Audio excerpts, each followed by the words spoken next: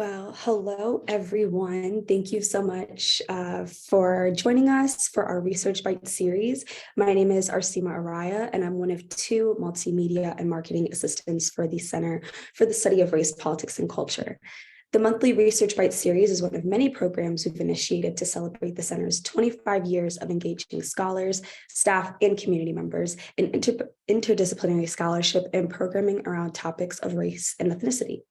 Thank you to Tiara, our center's program administrator, for thinking and bringing to life this series. And thank you to Chioma and myself, our multimedia and marketing assistants, for their work behind the scenes.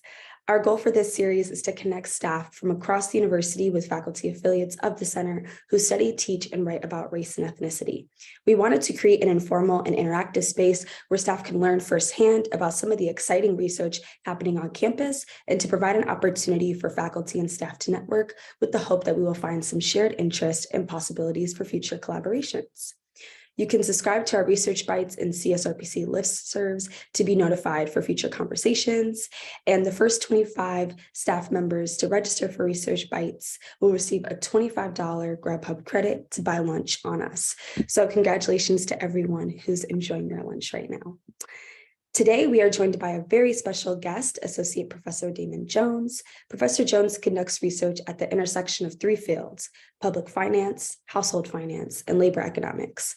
Associate Professor Jones has research topics that include inequality, household financial decision-making, and racial equity, and touches on policies such as income tax, the social safety net, Social Security, retirement, and retirement savings, the interaction between employer-provided benefits and labor market outcomes, and economic inequality across racial lines. More recently, has conducted research on workplace wellness programs, universal basic income, and racial differences in financial outcomes. At Harris, Associate Professor Jones currently teaches a course on public finance, public policy, a course in advanced microeconomics, and a practicum on tax policy and household finance. So y'all are in for a great conversation. Without further ado, I will pass it on to Professor Damon Jones. Okay. Thanks for having me. I am going to share my screen. Oh, it's disabled. Can you guys give me screen sharing privileges?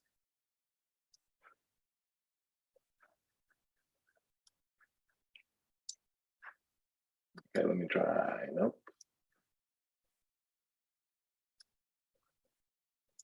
Okay, here we go.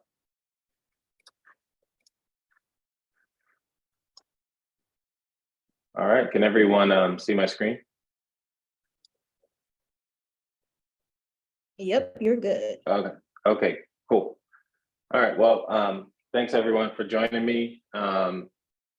Hopefully you're enjoying your Grubhub. You came for the free Grubhub. Now I have tricked you into listening about my research. I'm Damon Jones. I'm at the Harris School here at the University of Chicago. And I'm just gonna talk about some research and some thoughts on tax policy and racial inequality. I'm gonna start off, I'm gonna tell you a little bit about myself. I'm originally from East Orange, New Jersey. And I went to school in California at Stanford. I stopped off for a year to work as a research assistant at a think tank in Washington, D.C. Then I went back to California for graduate school. I studied economics at UC Berkeley. And then I came to the University of Chicago in 2010. So I've been here since 2010. When I was in college, even before college, just generally I've been, interested and inequality, the sources of inequality, the impact of inequality in different ways.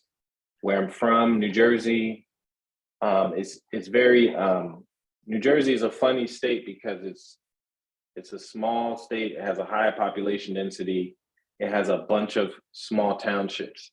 So you can cross between a lot of different communities very quickly as you just drive down the street.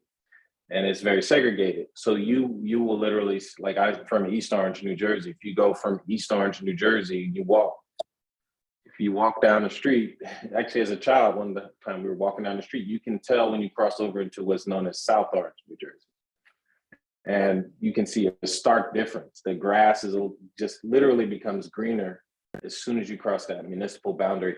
So those types of observations, piqued my interest in thinking about inequality. And so when I was in college as an undergrad, I majored in urban studies, but I was also really good at math. And so I studied inequality and urban policy, and I was doing math, and those, didn't really talk to each other, those two inquiries. So I switched my major to public policy with the time I had left, and I started to do economics, and that was where I could do social science, learn about social science, and also use my math skills. So that's how I ended up going in economics. And now I'm at the Harris School, and as was mentioned, I won't rehash that, but my research, I focus on inequality, I focus on tax policy, household finance, labor economics, racial equity. And I teach, what do I teach there? I teach PhD class on microeconomics at the Harris School, and I teach a practicum on inequality, household finance, and tax policy, conveniently designed around my own interests. So very self-interested course, but in that course, the students, they work as, it's a service learning course, and the students work as volunteer tax preparers with a nonprofit here in Chicago. So they're in the winter quarter. We're in class, we're doing lectures on some of the stuff I'll talk about today, but then half of the class is them volunteering as tax preparers. And then we given their experience outside of the classroom, that informs our discussions in the classroom when we learn about tax policy and inequality. So I teach 2 sections of that course as well. And, more about my research agenda. This class I teach is literally based on my own experience. When I mentioned I worked as a year as a RA in Washington, D.C. When I was there, I was studying some policies that are targeted to low-income households through the tax code, the earned income tax credit, for example. And one of my coworkers, just sent out an announcement, you can volunteer with this nonprofit and help people do their taxes. And I signed up, and I thought, man, maybe that would be interesting. I'll learn how to do my own taxes. And I started to, I learned a lot about people getting large income tax refunds, even thousands of dollars in income tax refunds during the tax season. And I, became very interested in why people are getting big refunds, and also what does that mean for their lives. And when I went to graduate school, my advisor was an economist who studied tax policy. And, he encouraged me to just build on that experience that I had and do research in that area. So, when you go to graduate school, the biggest hurdle is figuring out what your research is going to be on and getting a unique perspective, a unique question to answer. So I had this experience. And so I just started down that path of studying tax policy. So, so maybe you'll be surprised or not that my dissertation was on income tax refunds and over withholding. So as people are filing, tax day was this week, the deadline. If anyone hasn't filed their taxes yet, look into that. So, a lot of people get income tax refunds, about maybe 80% of people get a refund. And so I did some research on that. And, part of what you're doing when you get a refund is you're getting money back that you overpaid during the past year. And some people who qualify for tax credits are getting, basically the government is supplementing their income.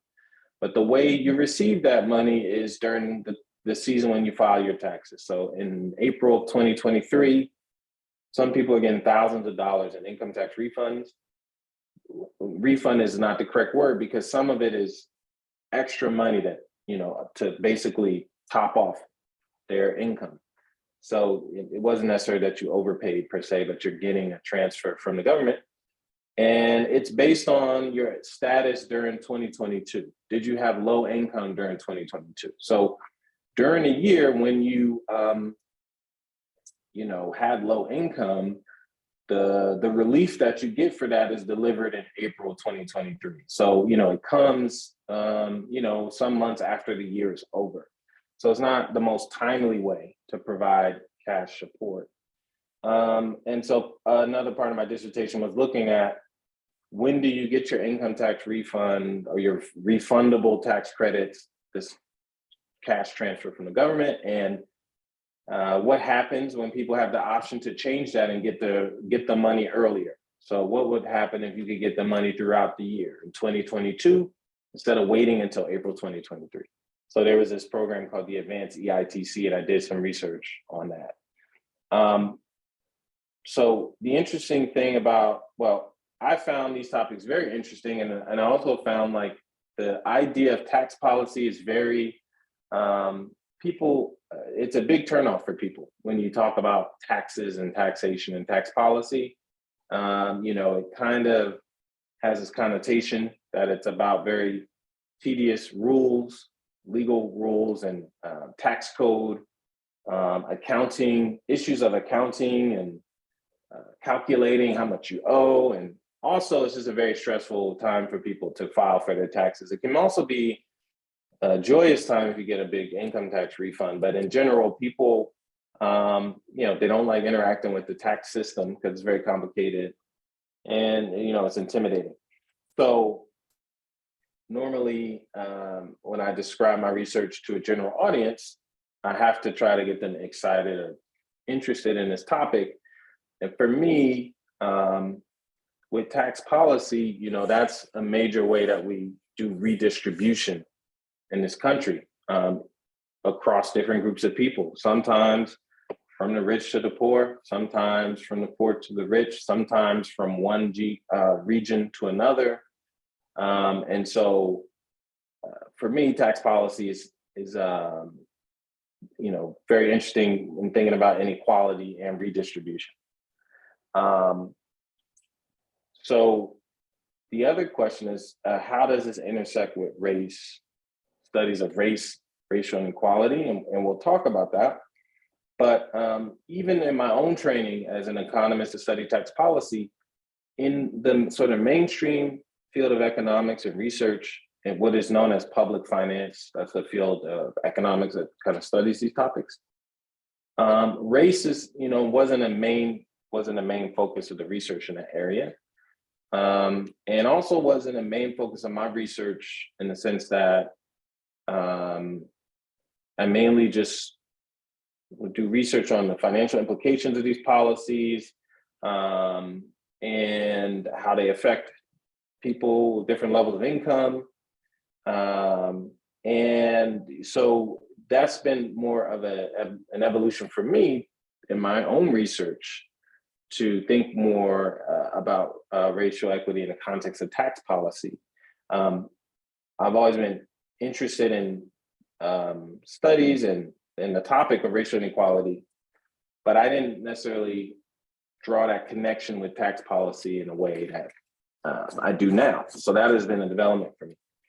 And I wasn't exposed to a lot of research in that area. Now there is a field in the more like lawyer, like legal field, the critical tax, like critical law studies, and what's known as the critical tax literature. That was much more interested in looking at how different forms of stratification are codified in tax code, and so more recently I've become much more aware of that literature, and that's basically that's informed my work. So I'll talk about that as well.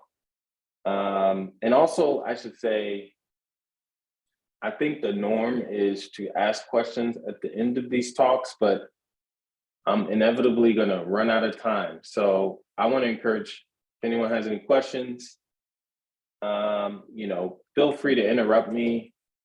We come from different fields and stuff. So my field in economics, people are rude and they just interrupt you. So I'm happy to have people just turn on your mic and say, "Oh, I have a question," and then I'll answer it. So let me, before I move on to the next phase of the discussion. Does anyone have any questions now or anything you want to ask? Feel free to ask, or I'll keep going.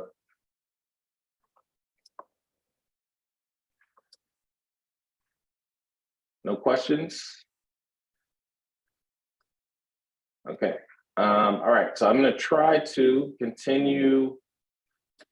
Hopefully, if people have questions, just chime in.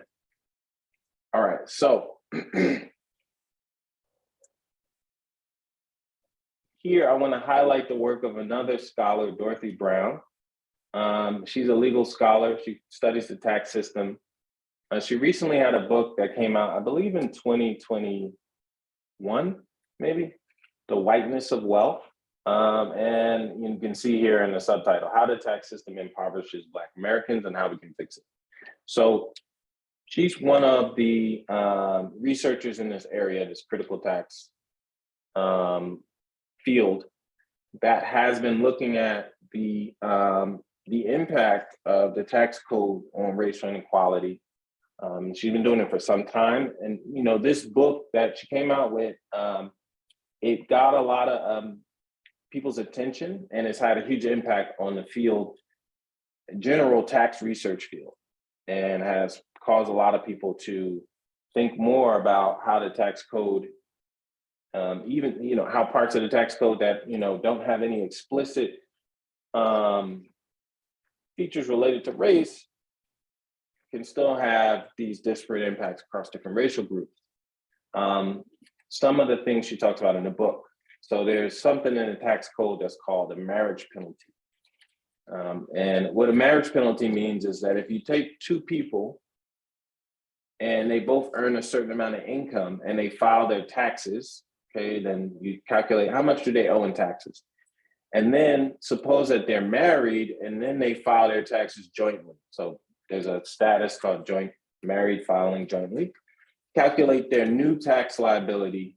If that total is higher than it was when they were single, then that couple faces a marriage penalty. Okay, they're basically paying more in taxes because of all these different rules in the tax code and how they interact.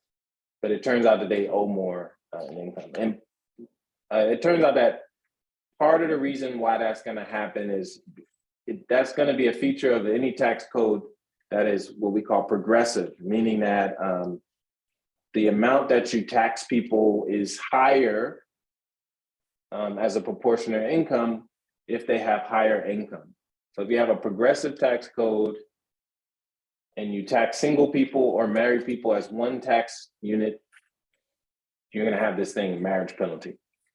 So the law can be changed to undo that marriage penalty or to exacerbate it. And the law has been changed over time to try to lessen the marriage penalty. But it has been designed for a certain type of household. So that type of household who's going to have the lowest marriage penalties is a household where there's one earner who earns most of the income, and then one of the people in the marriage, the spouse, who doesn't earn a lot of income. So traditionally, in the United States, if you just look at the set of people who have been able to be married and who's married, that has tended to favor households where there's a man and a woman, and the man works and the woman stays at home.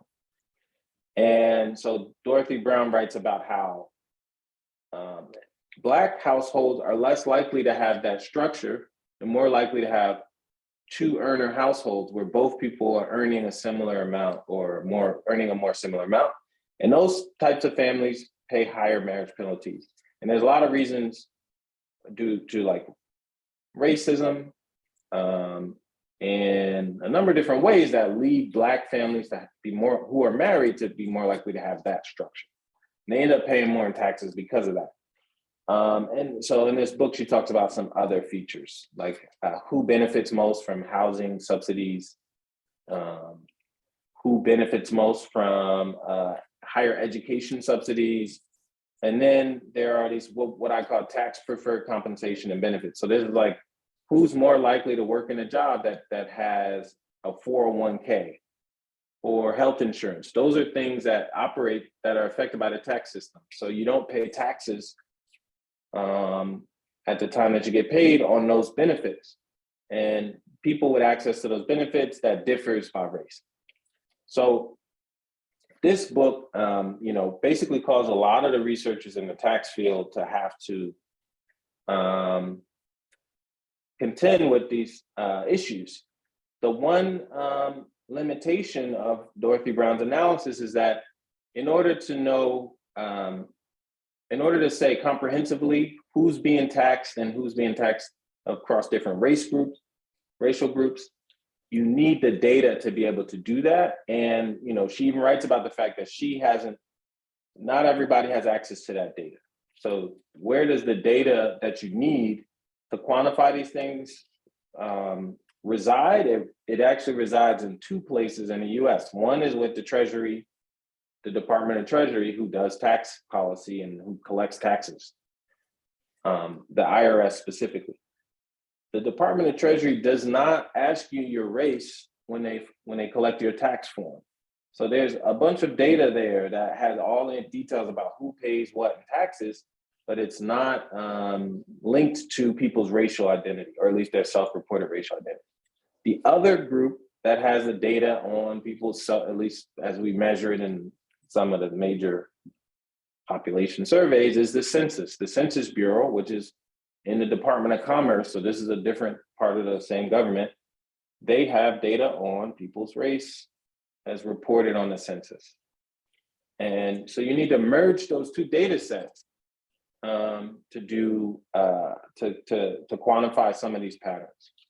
So with Dorothy Brown, the best thing that Dorothy Brown can do is say, okay, if you look at the census data, this is probably what's happening, but it's harder to make the concrete conclusion. So that's a limitation that people have faced. And I'll talk a little bit more about that. Question. Yes, hi. So I wanted to circle back around real quick to the marriage penalty. So I get what you're saying, that it's inevitably racist because of structural racism in the tax system. But if they're not cognizant of race when they're doing that sort of taxing on certain family pairings, isn't that more of a maybe structural classism issue? Or like, what are your thoughts on that? Yeah, I would say that it's there are class and race issues here, and definitely I would have, one term I would kind of use here would be, as you use, a structural issue in the following sense, which is that the IRS. Okay, so I want to talk about some other data. So let me not make too strong a claim, but the IRS is not coding people by race. And then deciding, altering their taxes based on what they know about your racial identity directly, but indirectly, if you look at the history, and Dorothy Brown talks about this in her book, if you look at the history of how tax laws arise, and I teach about this in my class, a lot of tax laws are random. And then if you follow the trail and you go back to where did this law come from, there's some group of people that didn't want to pay as much in taxes, and they used their leverage, their power, their political influence to get the law changed. They lobbied, or Congress was sympathetic to their cause and changed the laws for them. And then who is most likely to get what they want in the United States? It's going to be rich white people. So both class and race are going to they're going to be these effects, because over time, the tax code is going to be molded to those people who don't want to pay as much in taxes.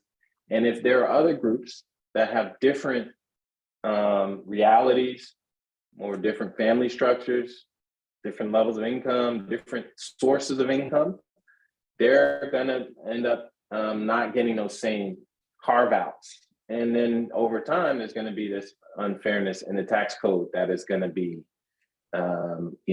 disproportionately affect these groups of people who didn't have the same representation to get the law tailored to their case. So when you look, and I'm talking about groups of people, but there are certain laws where the origin of the law is one person. The marriage penalty came about. There's multiple people who were affected by the marriage penalty, but then a case was brought up by a guy who was like, I get paid all this money I'm getting taxed, I'm getting taxed to high heaven, I need to label some of my income as my wife's income because she's in a low tax bracket. I need to share my income with her somehow, make it happen. And so that's why we have the married filed jointly designation. And the type of family that is structured for is more likely to occur in certain groups than others. But yeah, that's a good question. And I'll come back to different types of racial discrimination in the tax system. So I was talking about this data limitation. Can you link these two data sets, the census and the IRS tax data? And as a researcher, those are data sets that you have to go through a lot of hoops to get access to them. There's publicly available data from the census currently, but to get really down to the most accurate data, you have to have special access. And same thing for the tax data. It's even harder to access. So in 2021, I spent a year, I went and worked in the White House Council of Economic Advisors for a year. And part of my set of things that I worked on there was racial equity and data. They had a whole a working group that was designed to think about how the data that the government collects, how could it be used to keep track of, racial inequity or disparities. They collect a lot of data, such as with the Treasury and the IRS, or with, the Department of Agriculture that administers the SNAP program, formerly known as the Food Stamps program. Health and Human Services is administering, health care types of programs. All of these collect a lot of data on people, but they don't have to collect race because that's not it's just not on the forms that they use, and it's they want to collect as little information as possible. They only want to collect as much information as possible to make these transactions that they're making. Another part of the government, the census, has data on these same people and their race, and it actually is not fully possible for these agencies to link these data sets. So when I went to the White House and worked in CEA, I said, well, at least for this year, I'm inside the government, I'm inside the White House. I will have access to be able to merge all these data sets, do all this analysis. And it just wasn't the case. I was surprised at how hard it is to merge these data. So to be able to analyze the tax code and racial inequality within the tax code, there are huge data limitations to kind of quantifying these things. So what do people do instead? One example here in the slide is people who use a geographic analysis. And so we do have a lot of IRS data at a geographic level, like by zip code. So you can do things like say, where are, and this is an example from ProPublica. They said, where audits happening? Who does the IRS audit, and where are they most likely to audit people? And then in those same zip codes, you can say, what are the characteristics of those zip codes? Do they have a high Black population share? Are they, lower income zip code? And, they find these patterns where some of the people who are most likely to be audited by the IRS are poor Black people in Mississippi. And there's actually an interesting one possible reason why this is the case, which goes back to the question that Samantha asked, which is the IRS, just more likely to target Black people to audit them? I'll talk more about that, but in the next slide, but one of the things that happens is the IRS is told to find fraud among tax filers. That's their job. And when people go and work in those agencies, they adopt that, whatever their job description is. I got to find people who are committing tax fraud. At the same time, the IRS is underfunded, if you can believe it. So maybe people don't really like the IRS and they think it should be funded even less. But the IRS has been relatively underfunded for a long time. And so what they don't have the ability to do is to audit very rich people. Because very rich people have a lot of resources and legal, they can hire a lot of professional legal or lawyers to fight back and to, basically contest any IRS investigation. So with a limited budget, the IRS sits around and says, there's potentially a lot of money being hidden overseas by this wealthy person, or, there's this billionaire family that bought a sports franchise or sold it and didn't pay as many taxes as they were supposed to, but if we get embroiled in a legal fight with them, we're going to run out of money. What is the cheap thing that we can do that we know for sure that we can do? Because our job is to find tax fraud, and that is they can audit poor people who get the EITC, the Earned Income Tax Credit. So they tend to go, this is what they can afford to do, and that's going to have disproportionate impacts on poor people and disproportionate impacts on people of color. So this, one way to see this is using this geographic data, and that's what they do in ProPublica. That's what other researchers have done. What is another thing that researchers have done? They've done, this is one of the things that they've done, because they can't link this data between the Treasury and the census to say, I know this person's name, I know their social security number, I can link that to a census report, I can see how they answered in the census on their racial identity. That is not possible for a number of reasons, legal reasons, privacy reasons. So what is the alternative? What researchers do is basically they use, I'll call it machine learning. What they do is they have some data where they know people's race, they know people's names, they know people's zip code and age. For example, they can get this from birth certificates, they can get this from other data. And what they do in that data is they try to see how likely are you to be a member of a racial group, Black, white, Latino / Hispanic, Asian American, American Indian, Alaskan Native. And they look at your name, first name, last name, zip code, and basically they model this and they simulate for each person, what's the likelihood that you're a member of each racial group. So they use this kind of algorithm to try to predict your race as best as possible. And then when they do that with the tax data, they can say for each person who you're likely to be, which group you're likely to be a part of, and then they can do what we call a simulated analysis. So it literally, and this is maybe this should be my whole discussion, but literally this method is called like a synthetic. They're basically constructing a synthetic race for you based on other things that they can observe and what they know about how likely you are to be of a group based on your last name, your zip code, and stuff like that. So the analysis that I'm showing you here is based on those synthetic data sets. So, this is not the best we can do, but because they can't merge this data, this is research from the Treasury, this is what they've done so far. Yeah, there's a question about the paper for this, and actually, Tiara, can you share that?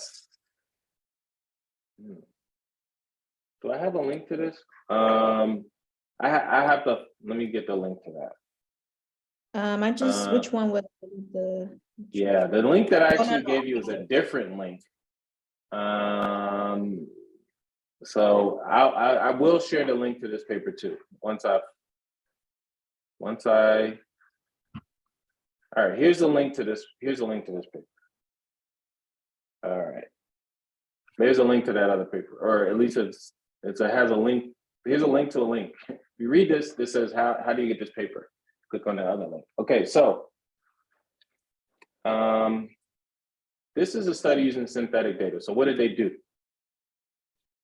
they looked at how likely people are to be audited. So this the audit rate. That's on the y-axis. So like 4 would mean 4. You have like out of every 100 people, four people are being audited by the IRS. And then you can see on the x-axis across the horizontal axis is your income in the tax code. So how much was your income on your tax return? And you can see that the line, once you get above like $40,000 in income, the line is kind of flat and it goes out to $106,000. They could keep going. And then at the lower end, you can see this spike in audit rates. Now it's pretty low. It's relatively low if you have zero income or very low income, because there's not much you could have paid in taxes. But you can see in this slightly higher group, this low income group, there's a spike, and there's 2 lines. One, the darker line, the line with the higher spike is for people that they've predicted that are Black. Remember, this is a synthetic analysis. And then the lighter line is for people who are non-Black, so that's everyone else. And you can see that there's this huge spike in that area, and it's much higher for the people who are predicted to be Black than people who are non-Black. And so the question is, why is it? Well, okay, anyway, that's, first of all, you can just see this is very clearly a much higher rate of being, this is like 3 to 4 times more likely to be audited, 3 to 5 times likely to be audited between Black and non-Black people, okay? And so how does race play into the tax code? In a lot of ways, and in this case, for sure, with auditing. And the other link that Tiara shared is some other research from the Treasury that looks at other types of tax benefits that people get by different racial groups using the same type of method, this synthetic method. So the question is, why are Black people getting more? Well, okay, so why do they think Black people are getting audited more? And as I told you in the previous slide, in Mississippi, a lot of the people who are being audited are people who have this tax credit, the earned income tax credit. They have children, you have to claim a child, and then you can get a big refundable tax credit. And the type of fraud that they look for is if you claim a child that is not, according to the rules, an eligible child. So you have to have custody of the child, it has to be your dependent. The kid has to live with you for a certain time over the year. If there's someone else who claimed the child, you can't also claim the child. There's all these rules about claiming the children. They're also kind of sometimes easy to verify if you're claiming a child, maybe a child that doesn't exist or a child that they think is not your dependent. And that's why, this one of the reasons why they continue to go after low income tax filers. And also that's a group that's going to have less sympathy or less representation in Congress. So now, why would it be much of a higher rate for Black versus non-Black? Now, one reason could be maybe Black people are the most likely people to take this credit, the earned income tax credit, and they go after the earned income tax credit. And so it turns out that it ends up having an effect by race because of that. So here is another graph that shows the audit rates. But now we're only looking at people who claim the EITC. So it can't be the EITC, the earned income tax credit, can't be the explanation here because everyone in this group has the EITC. You still see these racial disparities among people who get the EITC. And interestingly, it's specifically for single EITC filers. The dark purple line is the audit rate for Black people. The light purple line is for non-Black people. And then you see that they do it by gender or by this binary category, male or female, that they collect on the tax data. And actually, I think they know that because from the Social Security Administration.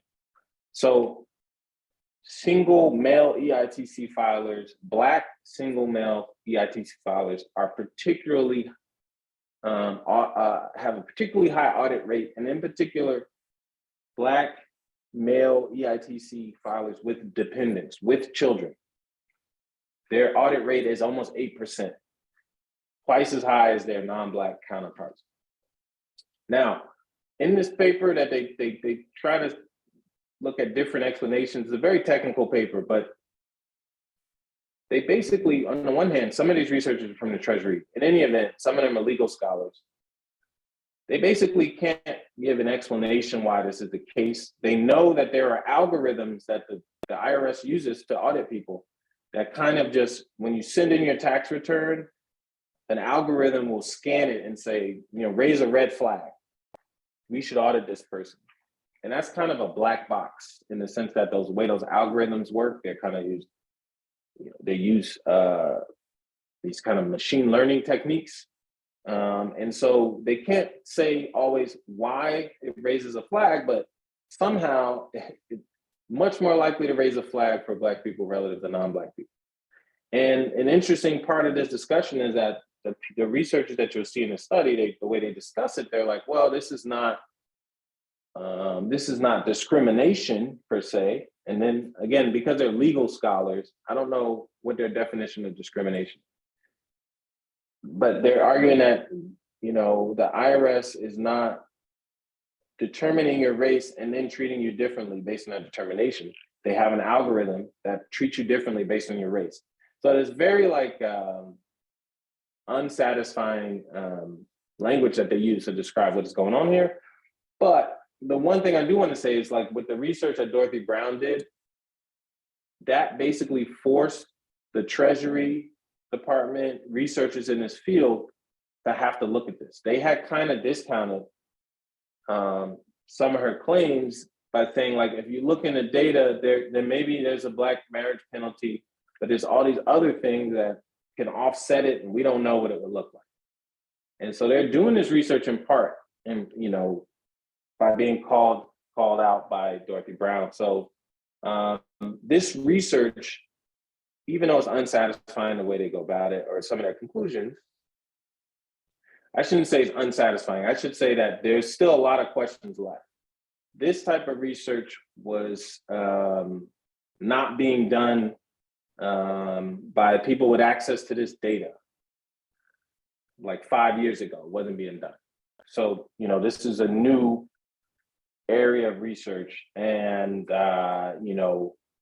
it's still the case that the scholars with access to this data, researchers with access to this data, when you're thinking about what we were talking about, what Samantha had asked about, which is structural racism. When you think about that concept, the researchers who do this research also tend to not be very well versed in those concepts. So there is a lot of room for improvement in how economists do this analysis, how some of the tax scholars who are doing this analysis do their analysis. All right, another question was, do these statistics change when families and dependents are interracial? And that's a great question. And I don't know the answer because we could answer that. If we had merged the IRS data, the Treasury data on taxes with the census data, we could answer that or try to answer that. And it's very difficult to merge those data sets. So it is possible to know, but it's not currently that analysis hasn't been done. And it's also, there are a lot of different possibilities in terms of patterns that you can look at. So for example, in these cases right now, they're talking about single and joint filers. I don't know how they decided if someone is a joint couple, if they're Black or non-Black. You could say, well, both people have to be Black, or at least one person is identified as Black. And then for the children in those households, that is another methodological question or a question to ask about these studies. Do you look at someone whose both parents are Black, at least one parent is Black? And those are interesting things that you have to grapple with. If you were able to merge these data, which is difficult to do. How much time do we have left? 10 minutes left. The second half of my talk is going to take longer than 10 minutes. So what should I do now? I think you can just continue, and if people need to leave, they can. Yeah, no, I know. Let's see. Before I go, any other questions before I move on?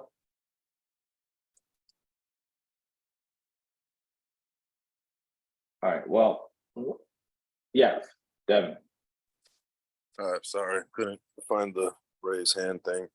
I'm not sure if this is relevant, but I was wondering how maybe like global markets, maybe like neoliberal markets, kind of with like maybe Keynesian economics, like social spending in the US with the earned income tax credit, would that be like, would the whole, maybe like the stigma with social spending and the earned income tax credit, would that whole thing kind of influence why the IRS goes after people who claim that earned income tax credit? I'm not sure if that's relevant, but just wondering.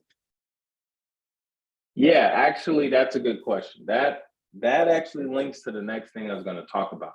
So part of what I was mentioning before is that there are these high audit rates for people who receive the earned income tax credit. And, part of the backdrop here of this, when I talk about tax policy, people are like, well, for example, when I tell my father, oh, he's like, what do you do? I was like, I research tax policy. Then he starts to snore in my face, make fun of me because I study tax policy. But the question you're asking about is related to welfare reform, which is something that people, I think, can more easily think about concretely and see the connection to race and the stigma you're talking about. So for the social safety net programs for welfare in general, in particular, the tax code is now where a lot of the such spending has been moved after this period in the 90s of what we call welfare reform, ending welfare as we know it. So all of the dynamics related to racism and how the welfare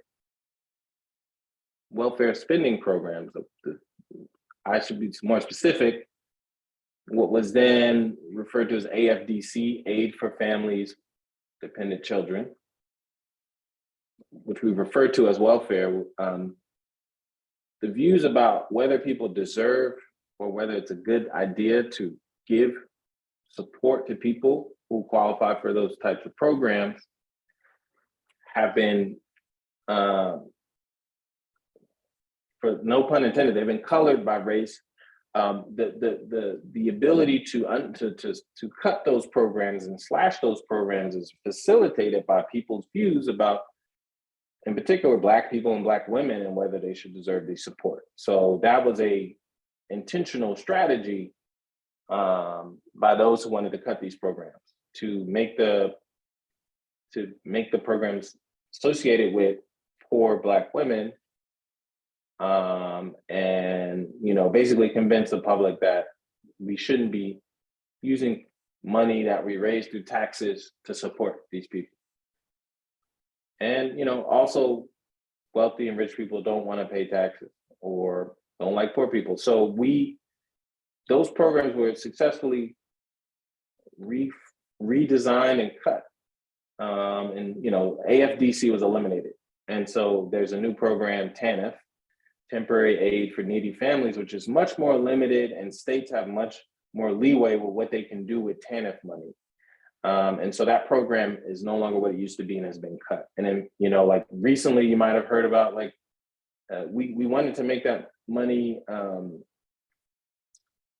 they wanted to improve that program by letting states have a lot of discretion on what they could use that money for. And then you saw, like recently in Mississippi, that Brett Favre used that money to build a volleyball stadium for his daughter's college. So there's corruption involved, but also just slashing of that spending. And then what did we replace that with? We replaced that with the earned income tax credit spending, which is through the tax code. So this EITC is now the home of where a lot of that type of spending has been placed. And the EITC is different than traditional welfare in that you have to work to receive the EITC. So right there, you saw a shift in quote unquote welfare being for the poorest families to being for working, low-income working families, not the poorest families with no income. And as a result, children in those families, ended up getting less, financial support from the government than they used to get. So absolutely, race, the stigmatization of welfare and the views about who should receive these credits are constantly used to cut these programs and, to basically justify treating people differently who receive these benefits. And so the auditing that happens among the EITC recipients, as I talked about before, is in part because they don't have the same representation to, insulate them from that type of treatment. And so it's, for many different reasons, Congress has instituted different laws that cause us to disproportionately go after EITC recipients, low-income working families. And part of that could be due to the racial composition of that group. Part of that could be due to misconceptions about the racial composition of that group because they're disproportionate. There's a higher, Black people are disproportionately recipients of the EITC, but they're not the majority of the recipients. So there's a specific law, for example, if you file your taxes, you get a direct deposit for your income tax refund. There was a law that was passed a couple years ago, and now I'm blanking on the name, but basically it said, okay, the name of making sure that people are honest when they file their taxes, when you get your income tax refund, it'll come in like less than 7 days. But if you receive the EITC, we're going to delay your refund for another week or two. And we're going to do extra scrutiny and extra audit, background checking to make sure that you are eligible to receive this. So even there, what Devin is talking about, you can see that there's differential treatment for low-income people who get these refunds. And there's a legacy of, race, the racialization of these benefits being used as a method to undermine or, to slash these types of programs. Now, the EITC has actually grown in spending over time. The amount has grown. And because it is going to people, you have to work to get it, it becomes more popular with politicians. And that, raises another debate about who is deserving of support from the government. Is it the working person versus someone who doesn't work? And why do we have, those views? Why are the laws designed in such a way to have those views? And so that debate came to a head in 2021 when we looked at this program called the Child Tax Credit. So the other thing I was going to talk about was the child tax credit, because in 2021, during the pandemic, it was temporarily extended to everyone, even people who didn't have any income. So primarily, previously, you had to have earnings to get it, and they extended it to people who didn't have income. They did that for 1 year, and there's estimate that child poverty reduced by 50%. There's debates about those estimates, but the other result is that it disproportionately went down. Child poverty disproportionately went down for Black and Latino children. Now that program expired and it wasn't continued. So there's debate about who deserves these types of support and how it intersects with race continues. So that's a little research bite. I guess there's a Grubhub research bite, and then my slides were like the dessert. So thanks for joining for my talk. Thank you, Professor.